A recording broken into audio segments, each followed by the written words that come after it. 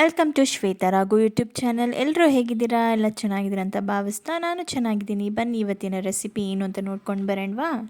ಇವತ್ತಿನ recipe egg chicken roll ಮಾಡೋದು ಹೇಗೆ ಅಂತ ನೋಡ್ಕೊಂಡು ಬರೋಣ. ತುಂಬ ಟೇಸ್ಟಿಯಾಗಿರುತ್ತೆ, ಯಮ್ಮಿ ಆಗಿರುತ್ತೆ. ತಿಂತಾಯಿದ್ರೆ ಇನ್ನೊಂದು ತಿನ್ನೋಣ ಅಂತ ಅನ್ನಿಸ್ತಾ ಇರುತ್ತೆ. ಇದನ್ನು ಮಾಡೋದಕ್ಕೆ ಇವಾಗ ನಾನು ಮೊದಲಿಗೆ ಒಂದು ಅರ್ಧ kg ಬೋನ್ಲೆಸ್ ಚಿಕನ್ ತೊಗೊಂಡಿದ್ದೀನಿ. ಅದನ್ನು ಸಣ್ಣದಾಗಿ ಚಾಪ್ ಮಾಡಿ ಇಟ್ಕೊಂಡಿದ್ದೀನಿ. ಬನ್ನಿ ಇಂಗ್ರೀಡಿಯೆಂಟ್ಸ್ ಏನಂತ ನೋಡ್ಕೊಂಡು ಬರೋಣ. ನೋಡಿ, ಗರಂ ಮಸಾಲ ಇಟ್ಕೊಂಡಿದ್ದೀನಿ. ಗರಂ ಮಸಾಲ, ಮೊಸರು, ಶುಂಠಿ ಬೆಳ್ಳುಳ್ಳಿ ಪೇಸ್ಟು, ಖಾರದ ಪುಡಿ, ಉಪ್ಪು ಮತ್ತು ಅರಿಶಿನದ ಪುಡಿ ಇಷ್ಟೇ ಬೇಕಾಗಿರೋದು. ಬನ್ನಿ ಮಾಡೋದು ಹೇಗೆ ಅಂತ ನೋಡ್ಕೊಂಡು ಬರೋಣ. ನಾನೀಗ ಫ್ರೈಂಗ್ ಪ್ಯಾನ್ ಇಟ್ಕೊಂಡಿದ್ದೀನಿ ಫಸ್ಟ್ ಗ್ಯಾಸ್ ಮೇಲೆ. ಈಗ 1-2 ಟೇಬಲ್ ಸ್ಪೂನಷ್ಟು ನಾನು ಆಯಿಲ್ ಹಾಕ್ಕೋತಾ ಇದ್ದೀನಿ. ಆಯಿಲೆಲ್ಲ ಕಾದ ನಂತರ ನಾನು ಚಿಕನ್ನ ತೊಗೊಂಡಿದ್ನಲ್ವ ಅದನ್ನು ಹಾಕ್ಕೊಂಡು ಫಸ್ಟ್ ನಾನು ಎಲ್ಲ ಬೇಯಿಸ್ಕೊತಾ ಇದ್ದೀನಿ. ನಾನು ಚಿಕನ್ ಎಲ್ಲ ಹಾಕೋತಾ ಇದ್ದೀನಿ ಕಂಪ್ಲೀಟಾಗಿ. ನೋಡಿ, ಇವಾಗ ಕಂಪ್ಲೀಟಾಗಿ ಎಲ್ಲದೂ ಚಿಕನ್ ನಾನು ತೊಗೊಂಡಿದ್ನಲ್ವ ಅಷ್ಟೂ ಪ್ಯಾನ್ಗೆ ಹಾಕ್ಕೊಂಡಿದ್ದೀನಿ. ಹಾಕ್ಕೊಂಡು ಒಂದು ಸ್ವಲ್ಪ ಎಲ್ಲ ಹೀಗೆ ಸ್ಪ್ರೆಡ್ ಮಾಡ್ಕೊಂಡು ಇಟ್ಕೊಂಡಿದ್ದೀನಿ. ಈಗ ಬನ್ನಿ ಒಂದೊಂದೇ ಇಂಗ್ರೀಡಿಯೆಂಟ್ಸ್ನ ಆ್ಯಡ್ ಮಾಡ್ಕೊತ ಹೋಗೋಣ.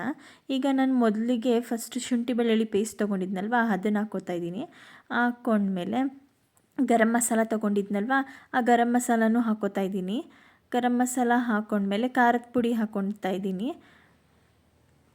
ಖಾರದ ಪುಡಿ, ಆಮೇಲೆ ಉಪ್ಪು, ಅರಿಶಿನದ ಪುಡಿ, ಆಮೇಲೆ ರುಚಿಗೆ ತಕ್ಕಷ್ಟು ಉಪ್ಪು,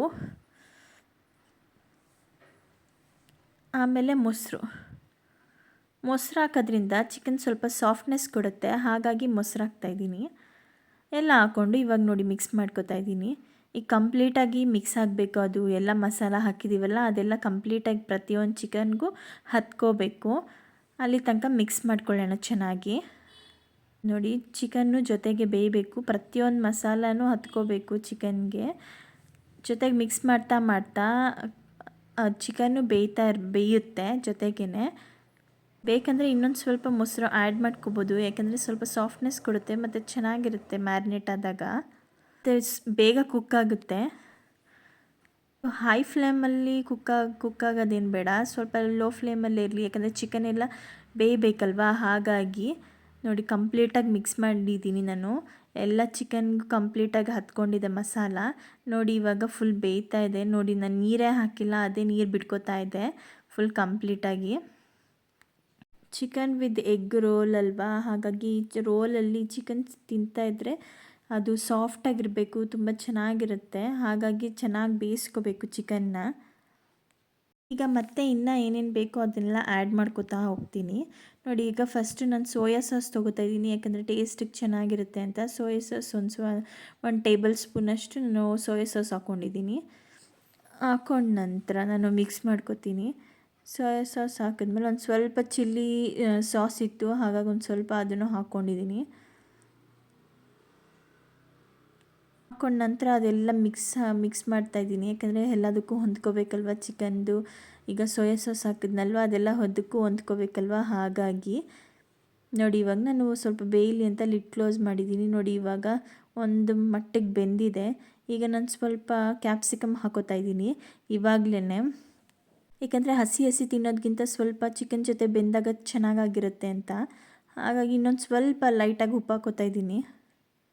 ಹಾಕ್ಕೊಂಡು ಮಿಕ್ಸ್ ಮಾಡ್ಕೋತಾ ಇದ್ದೀನಿ ಚೆನ್ನಾಗಿ. ಮಿಕ್ಸ್ ಮಾಡ್ಕೊಂಡ್ಮೇಲೆ ಒಂದು ಸ್ವಲ್ಪ ಹೊತ್ತು ಅದನ್ನು ಬೇಯಲಿ ಅಂತ ಬಿಡ್ತೀನಿ. ನೋಡಿ, ಎಷ್ಟು ನೀರಿತ್ತಲ್ವ ಎಲ್ಲ ಡ್ರೈ ಆಗಿದೆ. ಆಲ್ಮೋಸ್ಟ್ ಮುಕ್ಕಾಲು ಭಾಗ ಡ್ರೈ ಆಗಿದೆ, ಇನ್ನೊಂದು ಸ್ವಲ್ಪ ಕಾಲು ಭಾಗದಷ್ಟಿದೆ. ಚಿಕನ್ ಎಲ್ಲ ತುಂಬ ಚೆನ್ನಾಗಿ ಬೇಯ್ತಾ ಇದೆ. ಈಗ ಜೊತೆಗೆ ಕ್ಯಾಪ್ಸಿಕಮ್ಮನ್ನು ಬೇಯಬೇಕು, ಹಾಗಾಗಿ ನಾನು ಇವಾಗಲೇ ಹಾಕ್ಕೊಂಡಿದ್ದೀನಿ. ಮಕ್ಕಳೆಲ್ಲ ತಿನ್ನೋದಲ್ವ, ಹಾಗಾಗಿ ಹಂಗೆ ತಿನ್ನಲ್ಲ, ಹಸಿ ಇದ್ದರೆ ಬಿಸಾಕ್ಬಿಡ್ತಾರೆ, ಹಾಗಾಗಿ ಇದಕ್ಕೆ ಹಾಕಿದ್ದೀನಿ. ಈಗ ಒಂದು ಸ್ವಲ್ಪ ಬೇಯಲಿ ಅಂತ ಲಿಡ್ ಕ್ಲೋಸ್ ಮಾಡ್ತಾಯಿದ್ದೀನಿ. ನೋಡಿ, ಇವಾಗ ಬೆಂದಿದೆ. ತೆಗೆದುಬಿಟ್ಟು ನಾನೀಗ ಈರುಳ್ಳಿನೂ ಹಾಗೆ ಉದ್ದುದಕ್ಕೆ ಚಾಪ್ ಮಾಡಿ ಇಟ್ಕೊಂಡಿದ್ದೆ, ಅದನ್ನು ಹಾಕ್ಕೋತಾ ಇದ್ದೀನಿ. ಫ್ಲೇವರ್ಗೆ ಚೆನ್ನಾಗಿರುತ್ತೆ ಅಂತ ಇದರಲ್ಲೂ ಹಾಕಿದ್ರೆ ಸಿಗುತ್ತೆ ಬಾಯಿಗೆ ಅಂತ. ಈಗ ನಾನು ಟೊಮೆಟೊ ಕೆಚಪ್ ಹಾಕ್ಕೋತಾ ಇದ್ದೀನಿ. ಟೊಮೆಟೊ ಕೆಚಪ್ನ ಹಾಕ್ಕೊಂಡು ಇವಾಗೆಲ್ಲ ಒಂದು ಮಿಕ್ಸ್ ಕೊಟ್ಕೊಳ್ಳೋಣ. ನೋಡಿ, ಎಷ್ಟು ಕಲರ್ಫುಲ್ಲಾಗಿ ಕಾಣ್ತಿದೆ. ಗ್ರೀನ್ ಕಲರು, ರೆಡ್ ಕಲರು ಮತ್ತು ಚಿಕನ್ನು ಮತ್ತು ಆನಿಯನ್ನು ಎಷ್ಟು ಸಖತ್ತಾಗಿ ಕಾಣಿಸ್ತಿದೆ. ನೋಡೋಕ್ಕೆ ತುಂಬ ಚೆನ್ನಾಗಿದೆ. ಮಕ್ಕಳು ಬಂದು ಆಗಲೇ ನಿಂತ್ಕೊಬಿಟ್ಟಿದ್ರು, ಮಮ್ಮಿ ಆಯಿತಾ ಕೊಡಿ, ಮಾಡಿಕೊಡಿ ಅಂತ. ನಾನು ಅದಕ್ಕೆ ಅಂತ ಇದ್ದೆ, ಇನ್ನೂ ಒಂದು 5 ನಿಮಿಷ 10 ನಿಮಿಷ ವೆಯ್ಟ್ ಮಾಡಿ, ಆಗುತ್ತೆ ಮಾಡಿಕೊಡ್ತೀನಿ ಅಂತೇಳ್ಬಿಟ್ಟು. ನೋಡಿ ತುಂಬ ಚೆನ್ನಾಗಿದೆ. ಈಗ ನಾನು ಮತ್ತೆ ಈರುಳ್ಳಿ ಟೊಮೆಟೊ ಸಾಸ್ ಎಲ್ಲ ಹಾಕ್ಕೊಂಡಲ್ಲ, ಹಾಗಾಗಿ ಎಲ್ಲ ಕಂಪ್ಲೀಟಾಗಿ ಮಿಕ್ಸ್ ಮಾಡ್ಕೊತಾ ಇದ್ದೀನಿ.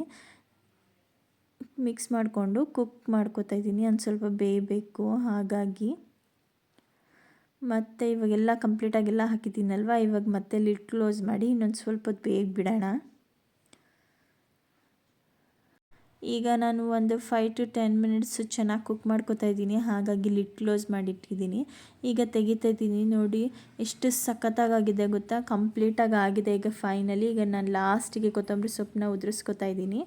ಕೊತ್ತಂಬರಿ ಸೊಪ್ಪು ಹಾಕ್ಕೊಂಡು ಮಿಕ್ಸ್ ಮಾಡ್ಕೊತಾ ಇದ್ದೀನಿ. ಈಗ ಚಿಕನ್ದು ಎಲ್ಲ ಕಂಪ್ಲೀಟಾಗಿ ರೆಡಿಯಾಗಿದೆ. ಇವಾಗ ಇದನ್ನು ಈಗ ಚಿಕನ್ದು ಸ್ಟಫಿಂಗ್ ಎಲ್ಲ ಕಂಪ್ಲೀಟಾಗಿ ರೆಡಿಯಾಗಿದೆ. ಬನ್ನಿ ಇದು ಎಷ್ಟು ಮಟ್ಟಿಗೆ ಕುಕ್ ಆಗಿದೆ ಅಂತ ನೋಡೋಣ. ಚಿಕನ್ ಒಂದು ಪೀಸ್ ಚಿಕನ್ ತೋರಿಸ್ತೀನಿ ನಾನು ಹೇಗೆ ಬೆಂದಿದೆ ಅಂತ ಹೇಳ್ಬಿಟ್ಟು. ನೋಡಿ ಎಷ್ಟು ಚೆನ್ನಾಗಾಗಿದೆ, ಸಖತ್ ಬಿಸಿ ಸುಡ್ತಾ ಇತ್ತು, ತುಂಬ ಚೆನ್ನಾಗಾಗಿದೆ, ಕರೆಕ್ಟಾಗಿ ಪರ್ಫೆಕ್ಟಾಗಿ ಬೆಂದಿದೆ. ಈಗ ನಾನೀಗ ಗ್ಯಾಸ್ ಫ್ಲೇಮ್ ಆಫ್ ಮಾಡಿಕೊಂಡು ಲಾಸ್ಟಿಗೆ ಇನ್ನೊಂದು ಚೂರು ಕೊತ್ತಂಬರಿ ಸೊಪ್ಪು ಆ್ಯಡ್ ಮಾಡಿಕೊಂಡು ನನಗೆ ಗ್ಯಾಸ್ ಫ್ಲೇಮ್ನ ಆಫ್ ಮಾಡ್ಕೊತಾ ಇದ್ದೀನಿ. ನೋಡಿ ಇವಾಗ ಆಗಿದೆ ಕಂಪ್ಲೀಟಾಗಿ. ಈಗ ನಾನು ಮೊದಲಿಗೆ ಎಗ್ ತೊಗೊಂಡಿದ್ದೀನಿ, ಎಗ್ ಆಮ್ಲೆಟ್ ಮಾಡೋದಕ್ಕೋಸ್ಕರ. ಎಗ್ ಆಗಲೇ ಬೀಟ್ ಮಾಡಿ ಇಟ್ಕೊಂಡಿದ್ದೀನಿ ನೋಡಿ. ಈಗ ನಾನು ಆಗಲೇ ಚಪಾತಿ ಹಿಟ್ಟು ಕಲಸಿಟ್ಕೊಂಡಿದ್ದೆ, ಚಪಾತಿ ಲಟ್ಸ್ಕೊಂಡು ಬರ್ತೀನಿ. ಲಟ್ಸ್ಕೊಂಡು ಬಂದಮೇಲೆ ನಾನು ನೋಡಿ ಚಪಾತಿ ಈಗ ಸುಟ್ಕೋತಾ ಇದ್ದೀನಿ ಫ್ರೈಂಗ್ ಪ್ಯಾನಲ್ಲಿ ಹಾಕ್ಕೊಂಡು. ಇದಕ್ಕೆ ಎಣ್ಣೆನ ಅವಶ್ಯಕತೆ ಇಲ್ಲ, ಡ್ರೈ ಆಗೇ ಇರಬೇಕು, ಇಟ್ಕೊಳ್ಳೋದಕ್ಕೆ ಚೆನ್ನಾಗಿರುತ್ತೆ. ಎಣ್ಣೆ ಹಾಕ್ಬಿಟ್ರೆ ಸಾಫ್ಟ್ ಆಗಿಬಿಡುತ್ತೆ. ಹಾಗಾಗಿ ನೋಡಿ ಈಗ ಅದೇ ಫ್ರೈಯಿಂಗ್ ಪ್ಯಾನಲ್ಲಿ ನಾನಿವಾಗ ಆಮ್ಲೆಟ್ ಹಾಕ್ಕೋತಾ ಇದ್ದೀನಿ. ಆಮ್ಲೆಟ್ ಹಾಕ್ಕೊಂಡು ಅದನ್ನು ಬೇಯಿಸ್ಕೊತಾ ಇದ್ದೀನಿ. ತುಂಬ ಚೆನ್ನಾಗಿರುತ್ತೆ ನೋಡಿ. ಆಮ್ಲೆಟೆಲ್ಲ ಆಗ್ತಾಯಿದೆ. ಇದು ಆಮ್ಲೆಟ್ಟು ಮತ್ತು with chicken, omelette with chicken egg roll ತುಂಬ ಚೆನ್ನಾಗಿರುತ್ತೆ ನೋಡಿ. ಈಗ ಕಂಪ್ಲೀಟಾಗಿ ಆಗಿದೆ.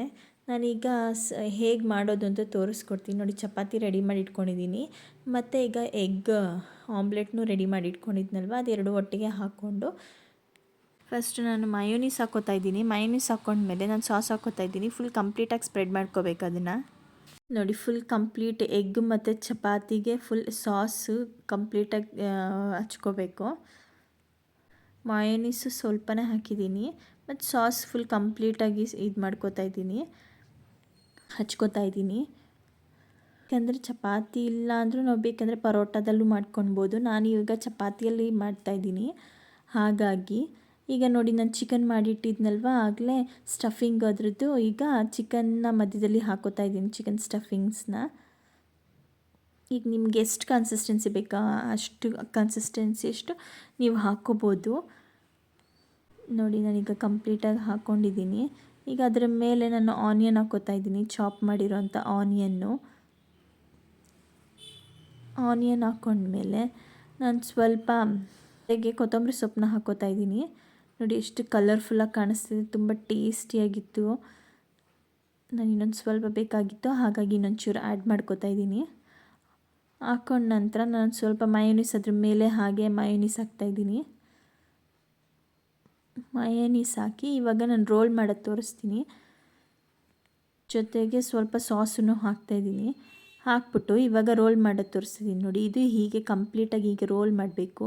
ನಾನು ಫಾಯಿಲ್ ಪೇಪರ್ ಇತ್ತು, ಎಲ್ಲೋ ಹಾಕ್ಬಿಟ್ಟಿದ್ದೆ, ಹುಡುಕ್ಬೇಕಾದ್ರೆ ಸಿಗಲಿಲ್ಲ, ಆಮೇಲೆ ಸಿಕ್ತು ನೋಡಿ. ಈಗ ಎಷ್ಟು ಚೆನ್ನಾಗಾಗಿದೆ, ಸರ್ವ್ ಮಾಡಿದ್ದೀನಿ, ಸಕ್ಕತ್ತಾಗಿತ್ತು. ನೋಡೋಕ್ಕೆ ಎಷ್ಟು ಎಲಿಗೆಂಟಾಗಿ ಕಾಣಿಸ್ತಾಯಿತ್ತು ಗೊತ್ತಾ.